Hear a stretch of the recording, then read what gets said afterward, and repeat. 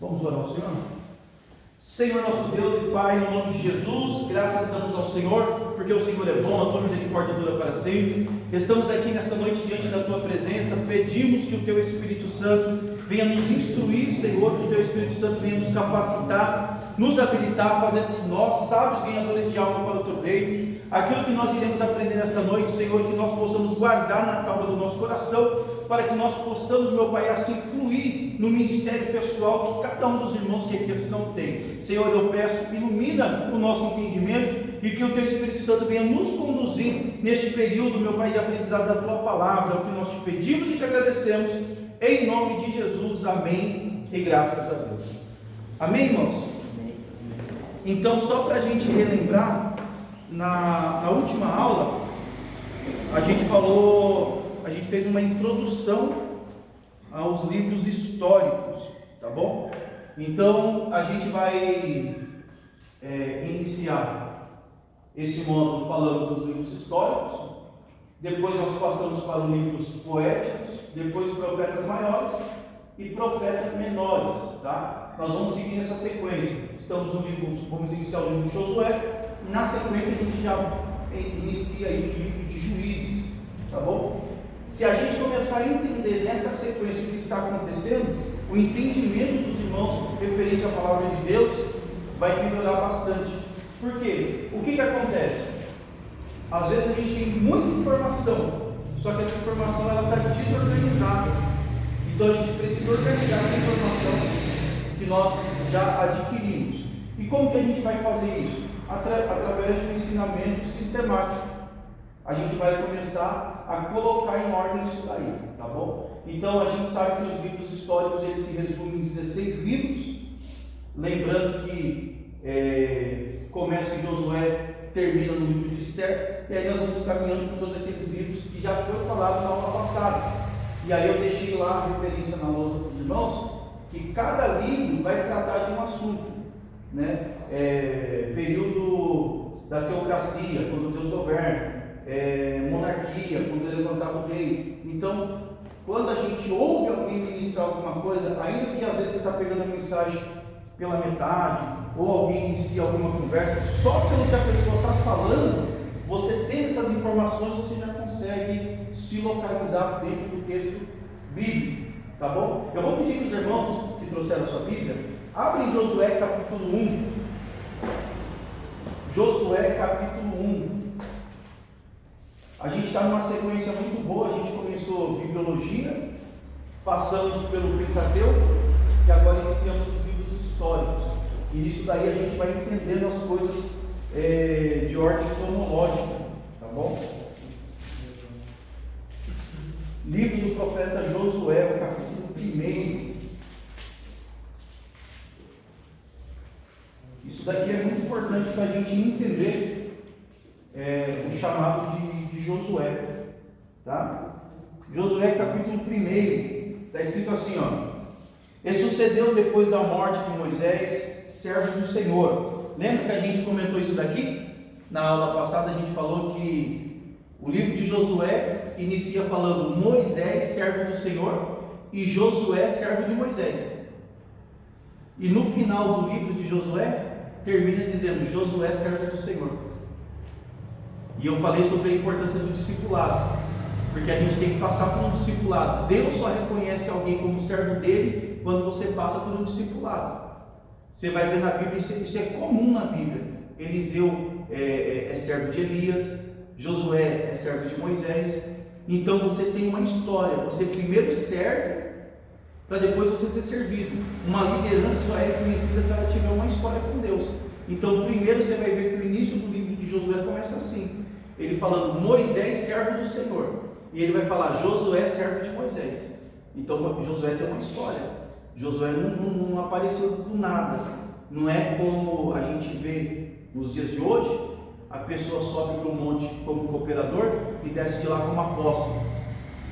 E aí a pessoa não tem uma história, não tem uma bagagem, você não sabe de onde que veio, você não sabe quem é o líder espiritual daquela pessoa, quem discipulou aquela pessoa, quem ensinou aquela pessoa. E com Deus não tem esse negócio não. Com Deus você tem que ter, trazendo com linguajar para a gente entender, tem que ter uma capivara, tem que ter ali algo que mostra por onde você passou. Tá? Ninguém cai de paraquedas, ninguém surge do nada. A gente precisa de uma história. Então, ó, capítulo 1, verso 1. Sucedeu depois da morte de Moisés, servo do Senhor, que o Senhor falou a Josué, filho de Nun, servo de Moisés, dizendo: Moisés, meu servo, é morto. Levanta-te, pois, agora, passa este Jordão, tu e todo este povo, a terra que eu dou aos filhos de Israel. Todo lugar que pisar a planta dos vossos pés, vou tenho dado, como eu disse a Moisés, desde o deserto, desde este Líbano até o grande rio, o rio Eufrates, toda a terra do Eteu até o grande mar. Ó, grande mar, esse aqui, ó. Coloquei só para a gente se localizar, tá bom? Então, grande mar, essa aqui é a parte de Canaã que eles vão conquistar. Aí tem o lago de Merom, o mar da Galileia, Rio Jordão e o Mar Morto, que é conhecido como o Mar de Sal. Tá? Versículo número 5. Ninguém se sustentará diante de ti todos os dias da tua vida. Como fui com Moisés, assim serei contigo. Não te deixarei, nem te desampararei. Esforça-te e tem bom ânimo, porque tu farás este povo herdar a terra que jurei aos pais que lhe daria. Então somente esforça-te e tem muito bom ânimo, para que tenhas cuidado de fazer conforme toda a lei que o meu servo Moisés te ordenou. Dela não se desvie, nem para a direita, nem para a esquerda, para que prudentemente te conduza por onde quer que andares. Não se aparte da tua boca o livro da lei, antes medita nele de dia e de noite, para que tenha cuidado de fazer conforme tudo quanto nele está escrito, porque então farás prosperar o teu caminho, e então prudentemente te conduzirá. Não te mandei eu? Esforça-te e tenha bom ânimo, não pasme nem te espantes, porque o Senhor teu Deus é contigo, por onde quer que andares. O versículo chave, irmãos, do livro de Josué é Josué capítulo 1, verso 9. Tá? Esse é o versículo chave do livro de Josué, porque o versículo 9, Deus está confirmando com Moisés que sempre estará com Moisés, independente daquilo que vai acontecer. Aqui a gente já tem uma base, porque o que nos assusta é saber o que está por vir. Por que eu vou prosseguir sendo que lá na frente tem gigante? Por que eu vou prosseguir sendo que lá na frente tem uma nação perversa? Por que eu vou prosseguir se vai acontecer coisas que podem me machucar? Mas o que Deus está falando com Josué é isso aqui, ó. Não olha para as dificuldades. A palavra que está no coração de Josué é essa: Deus será contigo, esforça-te, tenha bom ânimo, da mesma forma que eu fui com Moisés, serei contigo. Essa é a palavra que cada um de nós que aqui estamos precisamos guardar na tábua do nosso coração, independente do que nós iremos enfrentar nessa caminhada. Mas nós não estamos sozinhos, Deus está conosco. Da mesma forma que Deus foi com os antepassados, Deus é conosco nos dias de hoje. Isso daqui é muito interessante, porque o livro de Josué, ele traz uma história de conquista. E lembra que eu comentei com os irmãos que nós estávamos falando que há uma transição de liderança? Moisés, ele liderava de uma forma, Josué lidera totalmente diferente. Você vê o líder Moisés com um cajado na mão. Por ter um cajado na mão, isso é um símbolo, é um sinal, um símbolo de um pastor. E a Bíblia vai dizer que Moisés era o homem mais manso da terra, a ponto de, quando o povo cometia qualquer ato de rebeldia contra Deus, e Deus iria destruir, Moisés intercedia e falava assim: não, risco o meu nome no livro da vida, mas não faz mal a este povo. Então Moisés se colocava na frente do povo, né? Só que para cada fase da nossa vida, Deus tem uma liderança. Quando Deus ele quer mudar o ciclo sobre a nossa vida, Deus vai mudar também a liderança. E às vezes nós temos dificuldade com isso. Moisés, ele tinha um cajado, ele se movimentava como pastor. Você pode ver que essa era a posição. Toda vez que ele intercedia pelo povo, o povo estava fazendo coisa terrível, ele intercedia, ele clamava, ele não deixava a fúria de Deus, a ira de Deus vir sobre o povo. Porque o pastor, esse é uma das características do pastor. Porque você acha que o pastor não é sério, o pastor está aqui, está vendo quem é rebelde, quem não é, quem é fuxiqueiro, quem não é, quem dá trabalho, quem não dá. Enquanto os outros que estão envolvidos ali assim na nave da igreja, falam, meu Deus, fulano pinta e borda, não era mais para estar na igreja, como é que o pastor aceita isso aqui, como é que aceita aquilo ali? Só que o líder não vê como liderado. A visão do liderado é limitada, a visão do líder é ampla, porque o liderado está passando por aquela fase. O pastor já passou. O pastor um dia ele foi um liderado e ele pensou como todos aqueles que pensam dentro da igreja. Por isso que é importante ter alguém que te ensina, alguém que vai te discipular, tá? Você vai ver que Moisés, ele vai pegar bastante conselho com o sogro dele, com Jetro. E aí a gente vai ver Paulo, ele discipulando outras pessoas, e todos os discípulos que Paulo levantava, davam muito fruto. Então a gente vê a importância do discipulado. Mas só para a gente entender isso daqui, quando a gente vê o líder Moisés, a gente vê uma pessoa mansa. Quando a gente vê o líder Josué, a gente vê uma pessoa que não tem muito tempo para ficar intercedendo pelo povo, quando o povo está no sinal de rebeldia, porque o Josué foi chamado para a conquista. O Josué foi chamado para a conquista. E qual era a ferramenta, o instrumento que estava na mão de Josué? A espada. Para ele tudo é na espada, irmão. Às vezes a gente olha assim, inicia o capítulo 1 de Josué, está um homem chorando. Mas no decorrer do livro você vai ver um cara que não recua diante das guerras. Para ele a guerra, as batalhas, os impedimentos não fazem ele parar. Ele não quer nem saber, ele é de poucas palavras e de bastante ação. Por quê? Porque tem líder que é para apacentar, tem líder que é para conquista. A gente precisa entender isso, a gente precisa ter esse discernimento. Já percebeu que tem pastor que para apacentar ele é uma bênção? Você fala, meu, que pastor? Para apacentar você fala, meu Deus do céu, estou bem. Mas a igreja não expande, porque ele não tem ele não se destaca nessa parte de conquista. Agora tem pastor que às vezes para apacentar é um pouco mais difícil, mas para expandir o ministério, para a tenda, expandir as tendas, o negócio é com ele já está fazendo tudo aqui, mas já está juntando os irmãos, né? Vamos fazer um trabalho evangelístico em tal lugar, tal, se Deus preparar, nós abrimos um ponto de pregação lá, vamos para tal lugar. Por quê? Tem que ver em que movimento está a liderança, né? Por isso que tem uns que já são mais voltados para poder abrir ministério, abrir trabalho, porque Deus chamou ele para aquilo. É Josué, o negócio dele é conquista, foi chamado para conquista. Se Deus invertesse, irmão, deixasse Josué lá no deserto cuidando do povo, o povo não tinha entrado na terra prometida. Josué já tinha matado todo mundo. Você pode ver que ele é tão apegado à espada que quando o anjo aparece para revelar ele fala, dos nossos vai contra nós, mas já acaba com a espada não. Que se falar que é contra, ele passa a espada. E Moisés não, o povo está terrível, Moisés está ali, intercedendo pelo povo. Por isso que Deus tem um líder para cada ciclo da nossa vida. A gente precisa entender. Imagina se o povo falasse assim, na liderança de Josué, poxa, eu sinto falta do Moisés era tão bom. Poxa, era 2 vezes que falasse, na terceira Josué estava passando espada. Você vê essa característica dele. Então a gente precisa entender o ciclo que a gente está vivendo, para a gente não ficar apegado a coisas que já estão no passado. Deus vai trabalhando cada ciclo com a gente. Até aqui tudo bem, irmãos? Tranquilo até aqui? Então tá bom, a gente vai iniciar o livro de Josué. Deus está levantando Josué, chamando Josué, para que ele possa conduzir o povo a entrar na terra prometida, algo que não aconteceu na liderança de Moisés. Na liderança de Moisés, eles viram muito milagre, muitos sinais, mas não puderam adquirir a oportunidade de entrar na terra prometida. Só que a terra prometida é algo que Deus já tinha prometido. Abra a sua Bíblia em Gênesis, capítulo de número 15.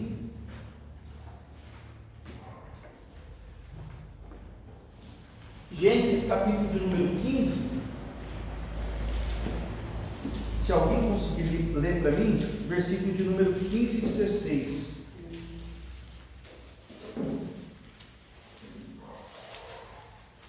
E tu irás a teus pais em paz, em boa velhice serás sepultado. Você pode ler do 14, por favor? 14. Isso.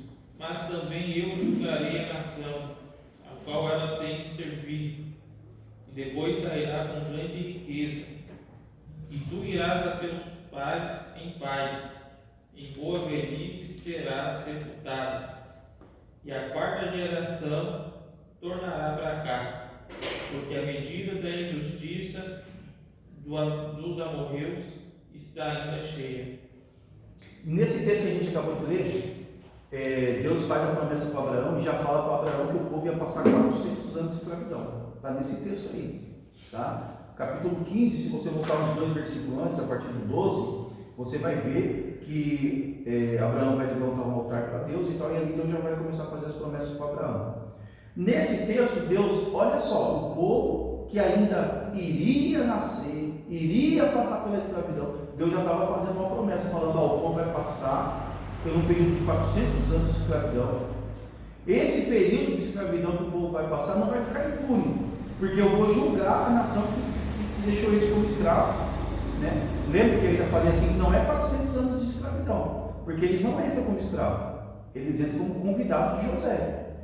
Tá? Depois que José morre e tudo mais, que o negócio começa a apertar. Então não foi 400 anos em terra estranha, peregrino no Egito, mas não foi 400 anos de escravidão, porque eles não entram como escravos, eles entram como convidados de José.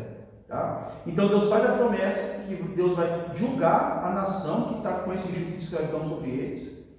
Deus faz a promessa para eles que vai dar uma terra boa para Abraão, para a descendência de Abraão, porque Deus vai julgar esse povo aqui, ó. Essas 7 nações aqui, ou 7 povos, é o que se destacava nessa região. Tinha mais gente aqui. No capítulo 15 mesmo, no capítulo 15 mesmo, ele vai falar, quando você vai no versículo 20 aí, versículo 19, versículo 20, ele vai citar outros nomes que não estão aqui. Só que esses aqui que estão aqui, os que se destacam, como se fossem os povoados mais fortes que tinha aqui em Canaã. Tá? Então, por que Deus vai julgar esse povo aqui? Porque a iniquidade desse povo já passou do limite. O presbítero Fabiano leu aí, ó, no verso de número 16. E a quarta geração tornará para cá, porque a medida da injustiça dos amorreus não está ainda cheia. Por isso esse período que eles iam ficar de 400 anos no Egito.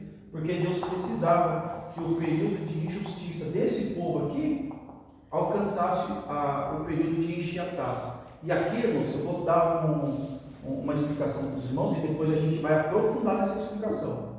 Quando Deus quer tratar com uma nação, Deus faz, a forma de Deus avaliar aquela nação é através de um cálice. Aí você entende porque em Apocalipse tem as taças que estão derramando, porque fala de nações que pecaram, a iniquidade da nação. Então, quando Deus trata com nação, é porque a responsabilidade da nação é em taça. Por exemplo, quando Deus quer tratar com uma pessoa, aí é balança. Você vai ver isso na Bíblia. Toda vez que Deus está tratando com uma pessoa, Deus usa a referência de balança. A prova disso é o livro de Daniel, quando aparece a mão na parede, escreve Tekel, Mene, Tekel, Parsi, né? Pesado fosse achado em falta. É uma palavra direcionada a uma pessoa. A pessoa é pesada na balança, eu e você é pesado na balança. Por que tem pessoas que praticam coisas terríveis aí e parece que a gente fala assim, poxa, mas Deus não faz nada? É porque ainda não pesou a balança de uma forma para ele ser cobrado por aquilo, né? Então, você viu que tem pessoas que às vezes estão na igreja, depois sai, depois volta, a balança ainda está equilibrada, mas se não vigiar, não, vai chegar uma hora que uma parte vai ficar mais pesada e o juízo de Deus vem. Com pessoas Deus trata com balança, com nações Deus trata com taça. Os amorreus, Deus vai tratar com taça, porque todos os povos que estão em Canaã, a prática deles já chegou na narina de Deus com algo desagradável, e a taça que estava fazendo a medida da iniquidade, do pecado deles, já transbordou. Então, transbordou taça, já era, irmãos, não tem mais jeito. A balança pesou para aquela pessoa, já era, não tem mais jeito. Então, com pessoa Deus trabalha com balança, com nação Deus trabalha com taça. Até aí tudo bem? Os irmãos estão entendendo? Tá? A gente vai falar isso daí depois com mais clareza quando a gente for caminhando nas outras matérias. Tá bom? A gente vai caminhando nas outras matérias, a gente vai desenrolando isso daí com mais clareza. Então a gente precisa entender isso daí. Esse povo aqui está praticando algumas coisas que para Deus é abominável. É abominável para Deus, por isso Deus não tolera essa terra que Deus já preparou para o povo dele não vai ser mais peregrino. Desse lado do Jordão, o lado do grande mar, a gente tem os filisteus. Os filisteus não tem nada a ver com cananeus, com amorreus, não tem nada a ver com esse povo. Tá? Os filisteus, eles são descendentes ali da Grécia, Creta, é um povo mais para esse lado. Não tem nada a ver com os cananeus.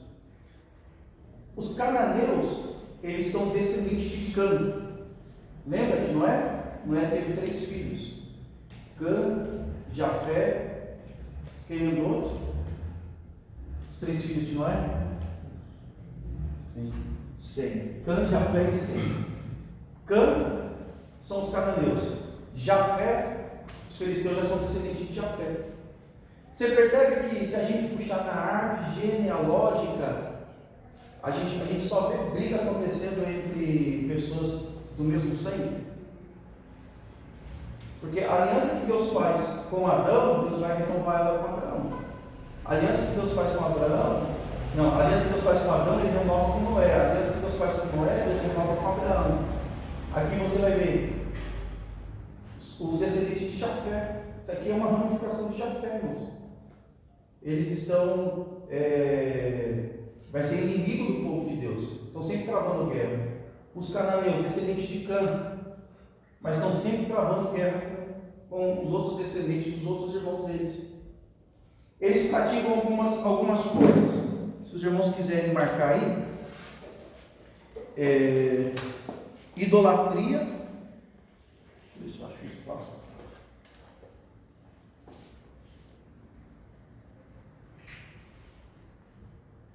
Idolatria, imoralidade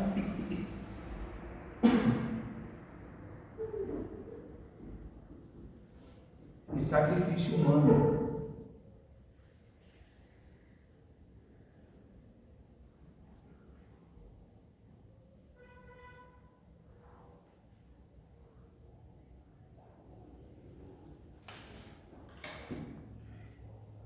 Então essa é a causa do juízo de Deus chegar para essas nações, tá bom? Praticavam idolatria, praticavam imoralidade sexual e praticavam sacrifícios humanos. Sacrifícios humanos aqui, irmãos, aí você conhece um pouco quando você ouve falar de Moloque, né? Eles pegavam criança viva e jogavam dentro do fogo. Só que não era só essa prática. Para Moloque era só criança viva jogada no fogo. Mas sacrifícios humanos, os pais às vezes queriam algum benefício, seja na área de plantio ou prosperidade, a criança nascia, eles degolavam a criança e oferecia. Deus começou a ver a nação toda fazendo essas coisas, Deus começou a pesar eles na taça. Quando a taça transbordou, Deus vem com juízo sobre eles. Por isso que você vê o povo de Israel sem nenhum preparo de guerra, mas enfrentando nações e vencendo. Por quê? Porque era um instrumento na mão de Deus para trazer justiça naquilo que Deus já tinha combinado. Alguém pode olhar e falar assim, mas isso aqui não é povo de Deus, eles não sabem o que é certo e o que é errado, por que Deus está cobrando isso deles? Não se esquece que eles são descendentes de Cã, filho de Noé. Então Cã ouviu Noé apregoando, ouviu Noé falando toda a história de Noé, de Adão, as coisas que estavam acontecendo. Ninguém aqui é inocente, irmão. Se desviaram porque quiseram. Tá? Ninguém é inocente diante dos olhos de Deus. A pessoa sabe o que é certo e o que é errado. Porque Deus ele não pode ser injusto, senão ele deixa de ser Deus. Ele é justo. É uma qualidade de Deus, ele é justo. Então Deus sabe que esse povo aqui não está inocente diante dele. Por isso que a justiça chega para ele. Quando a gente vê Josué entrando em Canaã e vai começar as conquistas, a gente precisa entender uma coisa. Hoje a gente faz campanha na igreja.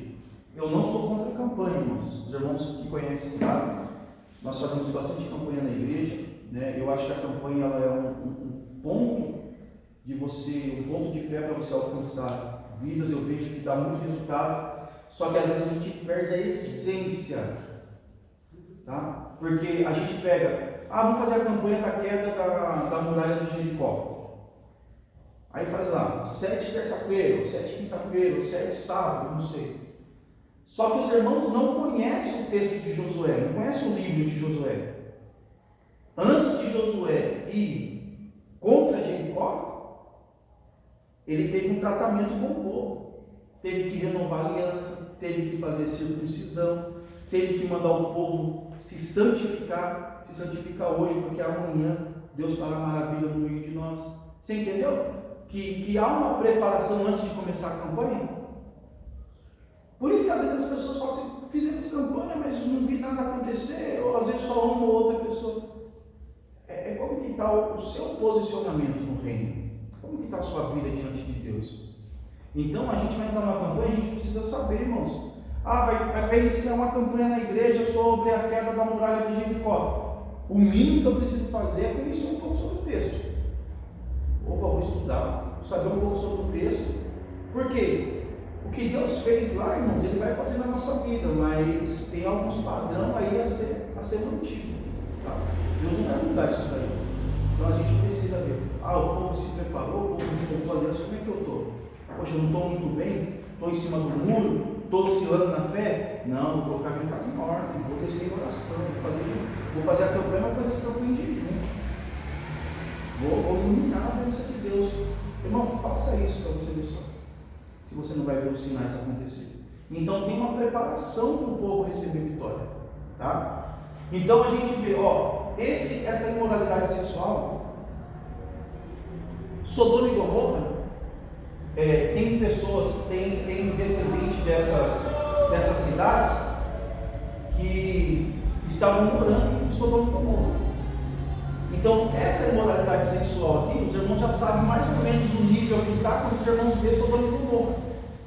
Que quando chegam os 2 anjos, eles queriam ter relação com os anjos.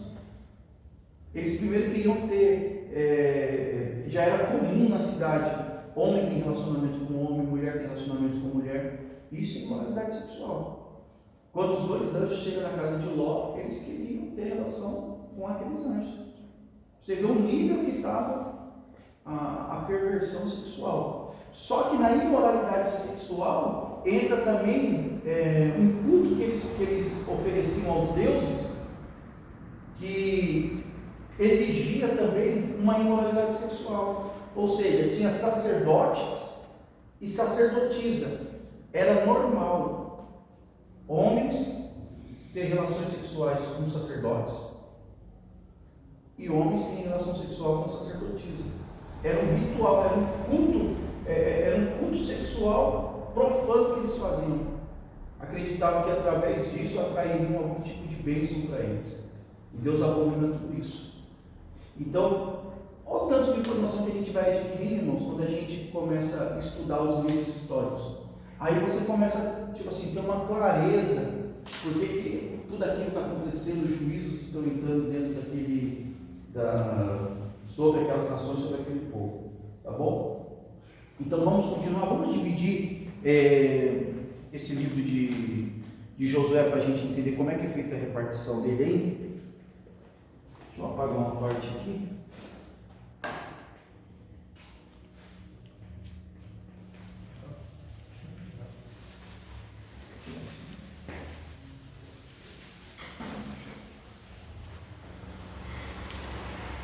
Do capítulo 1 ao capítulo 4, a preparação da travessia.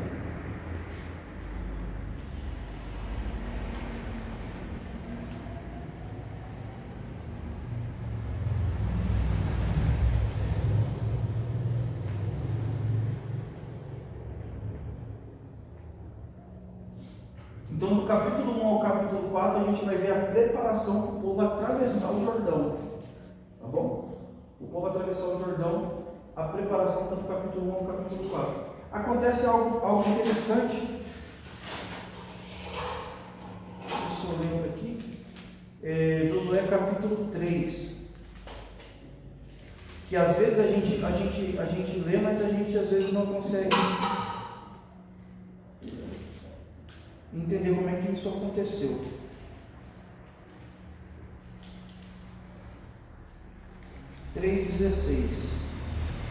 Josué 3,16.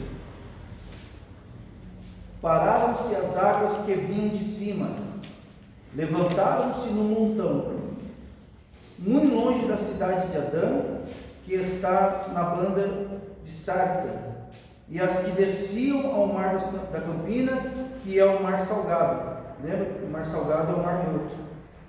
E faltava de toque e separava-se. Então, quando a gente vê o Rio Jordão, a travessia que o povo vai fazer pelo Rio Jordão, Jordão já quer dizer aquele que desce, né? É a etimologia da palavra, aquele que desce. Quando os sacerdotes ficaram na beira do Jordão, a água parou, é o que está escrito no verso 16. A água parou. Irmãos, não é que Deus parou o fluxo da água e ficou paralisado a água do rio. A água continuava descendo. Só que a água continuava descendo e ela não prosseguia de onde ele estava. Então, tenta imaginar, o Jordão é aquele que desce, porque a água está vindo daqui de cima, do lago Merom, e está vindo aqui para o Mar Morto. A água continuou descendo, só que quando chegou no lugar que eles estavam, ali foi como se tivesse uma parede, elas foram descendo e foram amontoando. Está escrito no texto que a gente leu, foi amontoando. E as águas de baixo continuaram correndo para o Jordão, para o Mar Morto. Foram escorrendo e foi secando todo o rio até chegar perto do Mar Morto. Mas aqui, ó, as águas que vinham de cima, elas foram parando, foram formando uma parede. É o que está escrito no texto que a gente acabou de ler. Até todos eles passaram, depois colocaram ali, fizeram o altar, 12 pedras representando 12 tribos. Terminou de passar a última pessoa, as águas voltaram ao seu fluxo normal. Eles pegam mais 12 pedras do outro lado do Jordão, do lado de cá do Jordão, e eles vão ali montar mais, referente a 12 altares também, uma para cada tribo. Tá bom? Então, o rio para, não no sentido que toda a água fica parada, a água continua correndo, ela só não passa da onde eles estão, para que eles possam passar com os pés secos pelo rio. Tá no texto que a gente acabou de ler, está desse jeito. Mas a gente lê e a gente não consegue ter uma dimensão. É que nem a travessia do Mar Vermelho. A NVI, ela fala que as águas congelaram. Tá? Só que assim, eu pesquisei alguns estudos e eu vi que todos eles acreditam nisso. Como se fosse uma cultura judaica.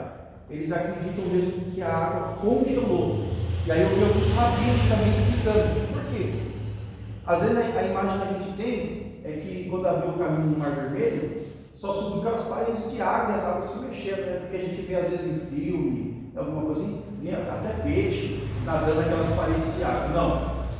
Elas endureceram. Por quê? Porque poderia acontecer de algum animal entrar naquelas paredes de água, se fosse líquido, eles entravam e morriam, criança, né? Porque 2 milhões de pessoas que estão fazendo a travessia.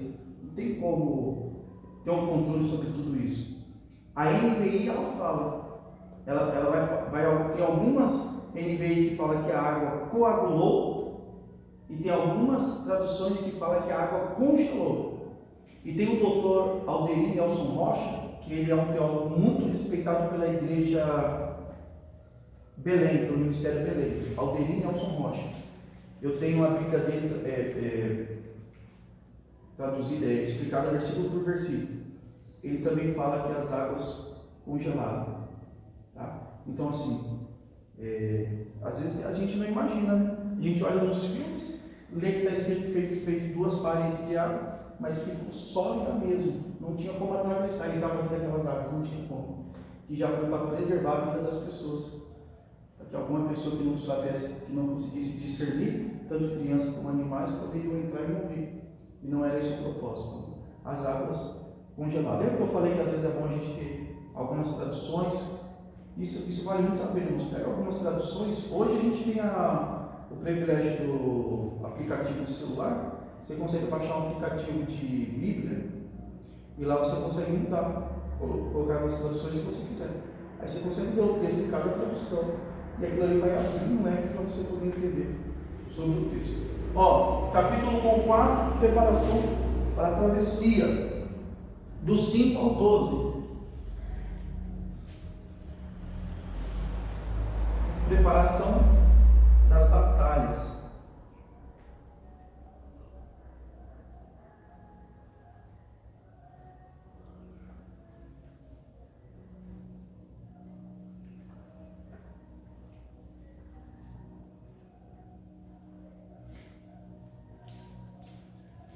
Então, entre o capítulo 5 ao capítulo 12, a gente vai ver essas duas batalhas que vão se desenrolar: Jericó e a cidade de Ai. Tá? Jericó tem todo aquele ritual que o anjo fala para Josué, que ele precisava juntar o povo, colocar sacerdote, depois colocar levita, colocar soldado, sacerdote, levita, soldado. Eles iam dar 7 voltas, na última volta eles dariam mais 7 voltas. Por que tinha sacerdote e sacerdote levita? Porque tem sacerdote que é da descendência de Arão. Eles iam tocando a trombeta que era com um chifre de carneiro. E os sacerdotes levita que iam carregando a arca. Tá? A gente falou, quando a gente estava falando sobre o Pentateuco, que existia ali as famílias, né? Os levitas, né? Que são 3 famílias, Gersonitas, Meraritas, e o outro agora não me lembro, e eles cuidavam daqueles trabalhos, cortina, os móveis, e os sacerdotes arônicos, que são descendentes de Arão, que já são voltados para o sumo sacerdócio. Então o ofício deles é totalmente diferente dos levitas, tá bom? Então aqui a gente tem essas duas batalhas, capítulo 5 ao capítulo 12 destaca a batalha de Jericó, a batalha de Ai. Batalha de Jericó eles fazem tudo como Deus falou, a vitória foi garantida. Na batalha de Ai eles se perdem, por quê? Porque tem um rapaz que no meio dessa batalha ele faz algo que não era para fazer. E aqui também tem um ensinamento muito profundo, porque quando Acã ele pega a capa babilônica, uma taça de prata e o ouro que era despojo da guerra, e ele esconde debaixo da tenda dele, ele compromete toda a família. Então a família dele é comprometida por isso, os animais, tudo que ele tem. E isso traz para nós a responsabilidade que cada um de nós tem. Uma decisão errada que a gente tomar, isso vai trazer consequências para a nossa casa. Por isso que a gente precisa entender, nós somos sacerdotes do lar. A responsabilidade da nossa casa está sobre os nossos ombros. Então, não podemos tomar qualquer decisão. Antes de qualquer decisão, consulta a Deus. A gente consultando a Deus, a gente vai sair vitorioso. Então, Acã pega essas coisas que não eram para pegar, que pertenciam a Deus. A morte chega para a casa dele, tá bom? Agora nós temos aí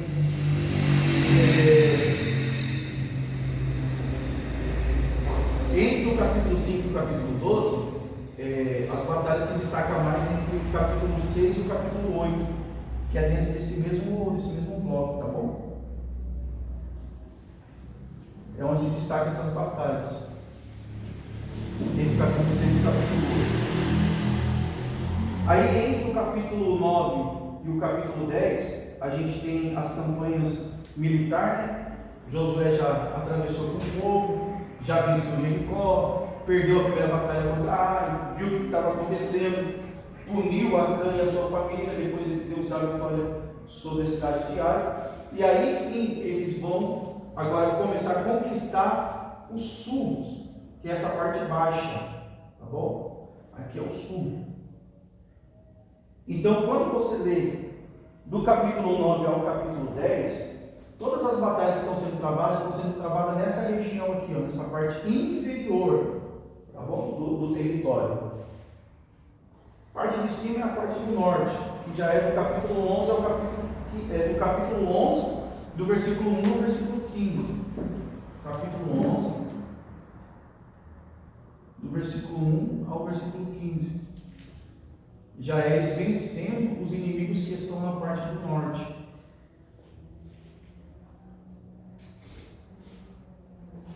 Tá? Vencendo todo esse povo aqui.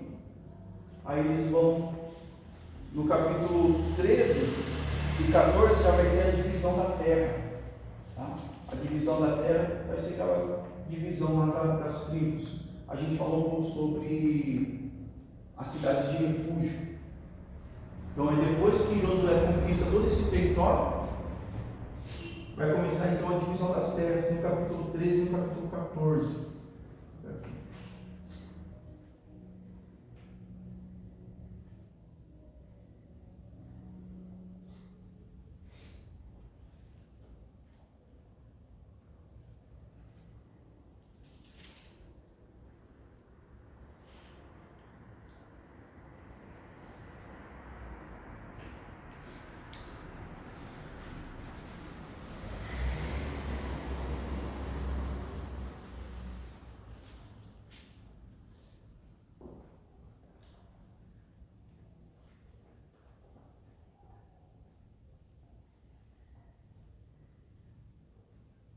Capítulo 13 e capítulo 14.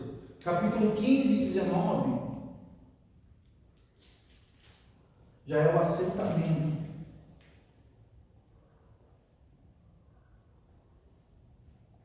O que seria o assentamento?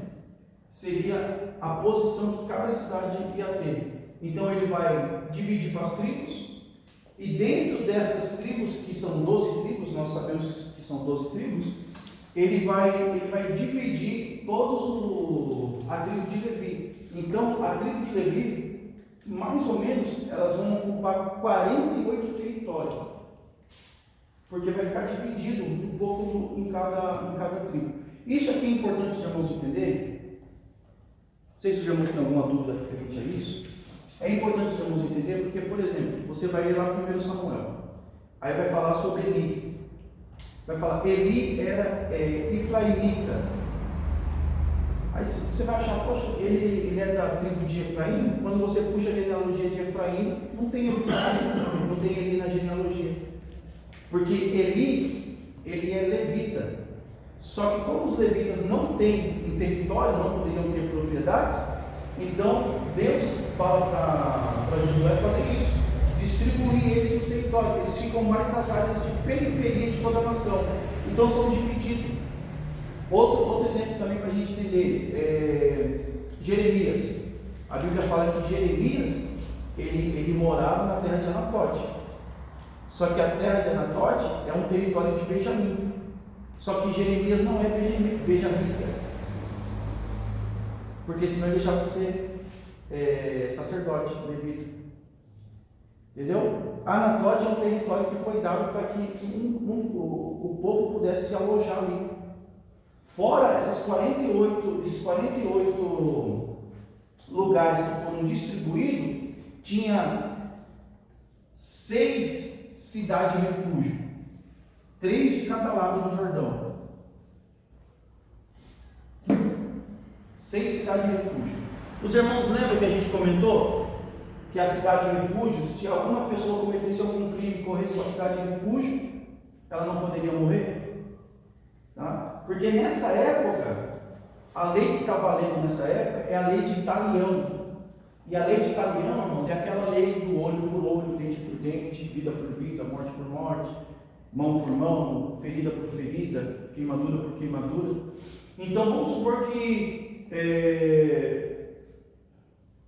2 pessoas de tribos opostas estão passando pelo mesmo caminho, de repente eles se desentendem e começam a discutir, um empurra o outro, aquele que foi empurrado se desequilibra, bate a cabeça e morre. Não é a intenção daquele que empurrou matar, mas ocorreu a morte. O que ele tinha que fazer? Correr para uma dessas cidades de refúgio. Chegava na cidade de refúgio, o parente vingador, que vamos supor é da tribo de Benjamim.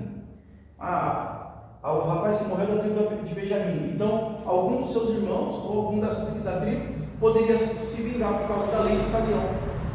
Mas ele não se vinga se a pessoa estiver na cidade dele. Depois que morre o sumo sacerdote que está em exercício naquela tribo, essa pessoa pode voltar. E aí não pode mais ser cobrado. Não pode mais.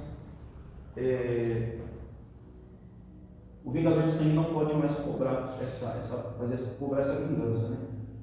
E aí, lembra que a gente aplicou falando que a cidade de refúgio hoje é a igreja e o vingador de sangue é o diabo? Ele olha, a gente cometeu crime, irmãos, né? Todos pecaram, destituídos estão da glória de Deus. Mas enquanto nós estivermos aqui na cidade de refúgio, ele não pode nos matar. Até morreu o sumo sacerdote. A Bíblia diz que Jesus ele é o sumo sacerdote na ordem de Melquisedeque. Ele é eterno, ele não vai morrer. Então a gente já está suprido. Aí você vai entender a expressão, por exemplo, quando Jesus fala assim: Jerusalém, Jerusalém, como uma galinha que ajunta os pintinhos debaixo das suas asas, eu quis fazer assim com vocês não quiseram. É por causa disso, da cidade de refúgio. A cidade de refúgio é isso, irmãos. É ela esconder você ali. E aí você não pode ser atacado pelo seu inimigo. É o que Jesus sempre estava ministrando ali. Às vezes a gente lê o texto e a gente não entende por quê? Porque a gente não passou por isso aqui. Os irmãos estão entendendo? Alguma dúvida referente a isso, irmãos? Não? Amém. Então vamos continuar aqui com a divisão do livro. Capítulo 20 ao capítulo 21.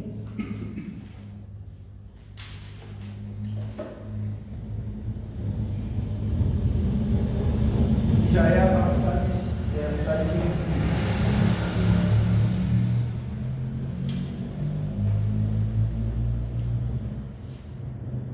coloquei cidade levítica 48 e cidade de refúgio 6. Capítulo 22 ao 24. O discurso de Josué.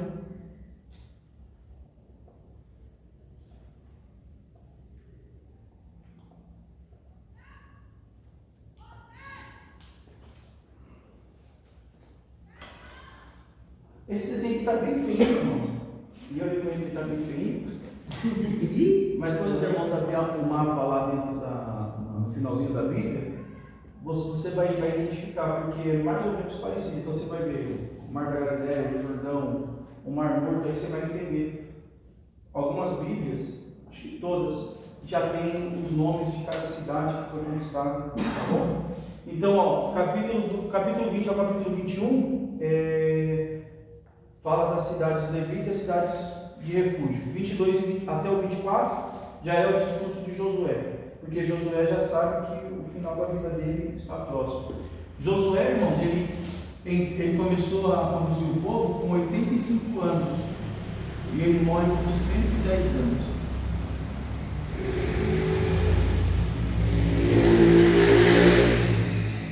Tá? Isso aí foi o tempo do ministério de Josué. Aqui que a gente pode comentar mais alguma coisa agora para a gente caminhar para o encerramento da aula. O livro de Josué ele é facinho de ser entendido, é gostoso de ler.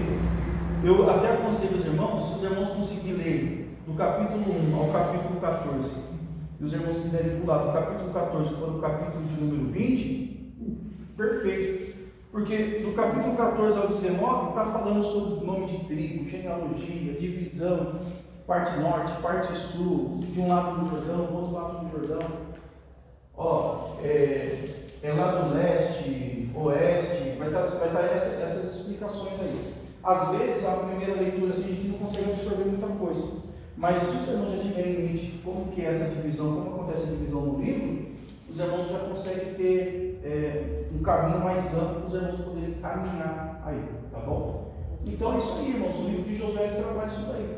A gente vai ver, por exemplo, a cidade de Jericó, só para os irmãos terem uma noção.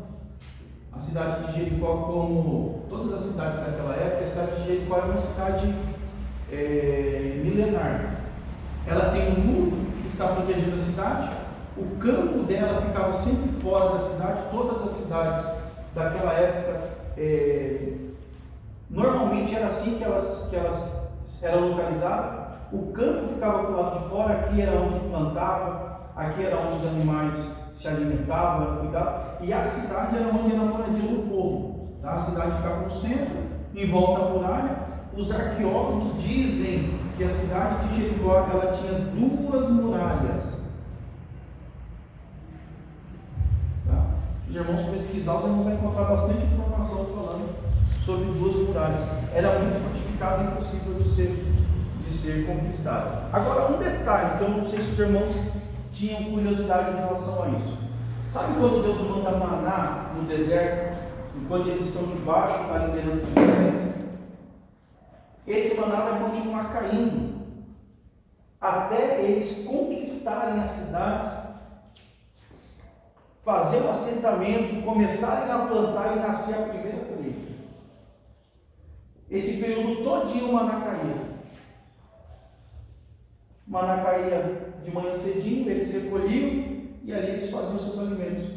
Preparavam coisas que iam ser cozidas, assadas, fritas, independente. De domingo a sexta, sempre lembrando, na sexta-feira caía a porção dobrada, porque no sábado não podia se trabalhar em nenhum tipo de atividade. Então vinha a porção dobrada, e aí no domingo voltava de novo esse ciclo. De manhã Deus mandava maná. Então todo esse período Deus estava continuando mandando maná para eles, não cessou o maná. Desde a época de Moisés, quando eles estão lá no deserto, o maná caiu a primeira vez, todos os dias o maná ia caindo para eles, tá? Até o momento do assentamento. Atravessou o Jordão, venceu Jericó, venceu Ai, venceu os inimigos da terra. E aí, quando eles assentaram, fez a divisão, começaram a plantar. Depois da primeira colheita, aí deu cesse o maná. Amém, irmãos? Amém. Alguém quer perguntar alguma coisa referente a isso que nós estudamos hoje? Alguma dúvida referente a isso? Não? Deu para absorver bastante coisa? Tá? Depois vai ficar lá no canal do YouTube. Se os irmãos também tiverem alguma dúvida, os irmãos podem olhar lá depois. Antes de eu colocar essa anotação aqui, eu tinha colocado 2 povos, né, os Moabitas e os Amonitas, que são descendência de Ló, depois da filha de Ló, que a vida dele, e coloca aí nasce Amon e Moab, aí dá origem aos Amonitas e os Moabitas. Os Midianitas são descendência de Abraão. Depois que Sara morre, ele casa de novo e aí nasce os Midianitas. Amalequitas também é um povo que sempre está travando guerra com o povo de Deus. Amaleque, depois a gente vai falar com bastante clareza. Amaleque fala das obras da carne. Lembra que a gente falou do livro de Gálatas? Ele traz uma referência a Agar, a Sara, falando que Agar é uma antiga aliança, fala da escravidão do povo. Aí Sara fala de uma nova aliança, da promessa. Então, assim, tem coisas da Bíblia que não estão ali por acaso. Você vai ver referências dela depois do decorrer da Bíblia. Aí você vai falar, poxa, mas como que chegaram nessa conclusão? Porque aqui atrás Deus já está mostrando. Você vai ver as características dela, dos Amalequitas, quando o povo está no meio do deserto e o povo que vai ficando para trás, os Amalequitas vão matando. E aqui a gente vê uma das estratégias do diabo para aquelas pessoas que se afastam da comunhão, né? Porque enquanto a gente está em comunhão, a gente está protegido, o inimigo ele fica só ao derredor, procurando aqueles que são vulneráveis, aqueles que estão enfermos, aqueles que estão cansados. Então há um grande problema quando a gente fica cansado na obra de Deus, porque tem pessoas que não param para descansar, querem fazer tudo. Quando chega o cansaço, ela fica para trás. Você ficando para trás vai ser uma vítima em potencial para o adversário. Os amalequitas pegavam aqueles que ficavam para trás, que não conseguiam mais acompanhar o caminhar dos outros. Então ia se destacando no bando, os amalequitas vinham e matavam. Tá? Então há um perigo em você ficar cansado. A gente tem que vigiar, irmãos, porque Eclesiastes 3 fala que há um tempo determinado para todas as coisas. Então a gente precisa saber o que a gente pode fazer, até onde a gente pode ir. Cuidado, não fica cansado, porque se você ficar cansado, você começa a ficar vulnerável, o inimigo começa a atacar, aí começa a fermentar. Isso quando não acontece uma morte espiritual. A pessoa já não quer mais se envolver com as coisas de Deus. Por quê? Se cansou, ficou para trás, que a Amaleque pegou. A Amaleque é uma simbologia do adversário. Amém? Amém? Vamos colocar de pé? Vamos orar? Os irmãos quiserem falar alguma coisa, irmãos, tem liberdade. Não? Então a gente vai orar. Depois eu vou tirar uma foto de vocês e mandar lá no grupo, como a gente faz de costume. Próxima aula a gente já vai começar a falar sobre o livro de Juízes. Tá? A gente vai falar sobre o livro de Juízes. E aí os irmãos vão entender que quando chega no livro de Juízes ali, cada tribo vai levantar uma pessoa para representar aquela tribo. E aí vira aquela bagunça que a gente vai falar depois sobre o livro de Juízes. Pastor Leandro, você pode levar Deus em oração? Amém. Vamos lá, irmãos. Soberano Deus,